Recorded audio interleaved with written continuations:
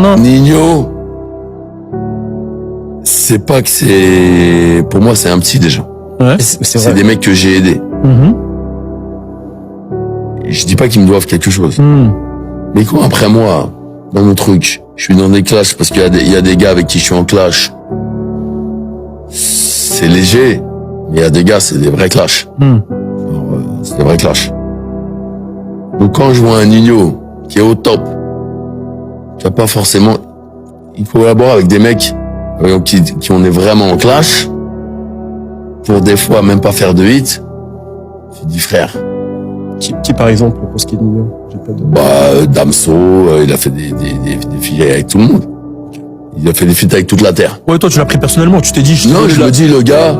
Non, c'est pas... de toute façon, je m'en fous de Ninho, je sais pas. C'est pas un clash sérieux avec Ninho. Ok, ouais. C'est juste que des fois, j'aime bien les charrier. Parce que je me dis, toi, t'es comme ça, tu finis à fitter avec ce fils de... C'est comme ça que je pense. Et ça met les nerfs. Je prends les nerfs, et voilà. Et pour ce qui est des gens... C'est pas forcément, tu vois. Ok. Mais pour ce qui est de tes vrais... Il reste de la compétition. Ouais. Mais toi, pour ce qui est pour ce qui est des vrais ennemis, ce que tu considères comme étant des vrais ennemis, tu mettrais qui? Les ennemis, c'est Rof, c'est Caris, c'est qui? Ouais, pas tellement en vrai.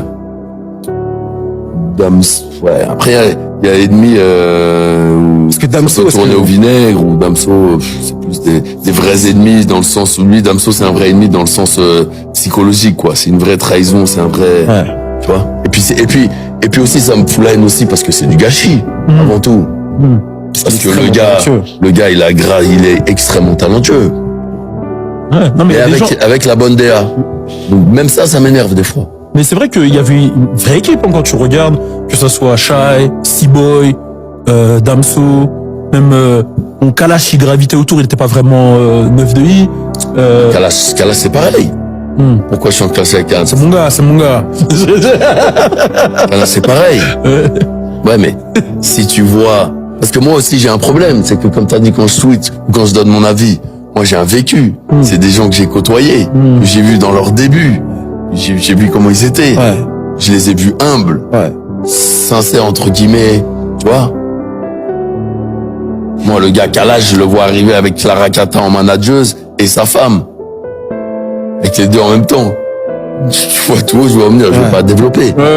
Mais, tu vois. En fait, vous avez votre le gars, avant que on lui donne un coup de pouce, Kalash, je voulais même pas le rencontrer. Je le connaissais même pas. Ils vendaient 500 CD en France. Par Gâteau, il a tellement fatigué Gâteau. Un jour, Gâteau, il me dit, le Kalash, il dit, vas-y, ramène-le au studio. Je le ramène au studio. Il est extrêmement talentueux aussi. Très talentueux. C'est vrai. Avec une DA. Là, ça fait un mois qu'il fait plus de hits. Bolo et tout ça, ça va. C'est fort. Il y en a combien? Non, mais après, c'est des... Non, attends, regarde. Regarde. C'est mon tour. C'est ton tour. Non. Mais regarde, c'est des sons full créole. Non. Bah non. Moi, je suis objectif, mec. Quand je l'ai aidé, qu'on fasse Rouge et Bleu, ou ses premiers albums de cette époque-là, il a des vrais hits, frère. Donc déjà... Laisse mon gars. Oui, mais je suis objectif, ça veut dire. Vas-y. Tu vois ce que je veux dire? Et voilà. Donc lui, il a enregistré dans mon studio à Miami. Rouge et Bleu, on lui a fait. Je lui ai fait sa DA. On l'a emmené avec Chris Macari en Colombie, tourner le clip. J'étais pas obligé, frère. Avant qu'on le prenne en main, entre guillemets, ils vont 507.